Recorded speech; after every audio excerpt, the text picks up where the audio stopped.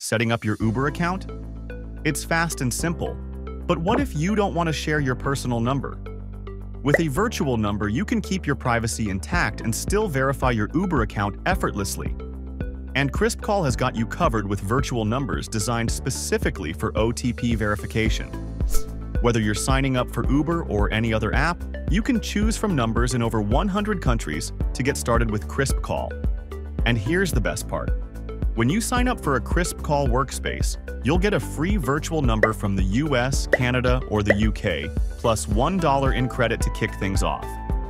Now let's dive in and see how easy it is to get started with KrispCall for your Uber verification. Head over to KrispCall.com and click on Get Started. After signing up for your KrispCall account, let's say you're in Australia, just select and purchase an SMS-enabled Australian virtual number. Submit any required documents for verification. Complete the payment process to activate your virtual phone number, and that's it. You now have your virtual number ready to go. Next, let's set up your Uber account using your KrispCall virtual number. Install the Uber app on your mobile device. Tap on Get Started and enter your new virtual number. Check your KrispCall dashboard for the SMS verification code from Uber, then enter it in the app.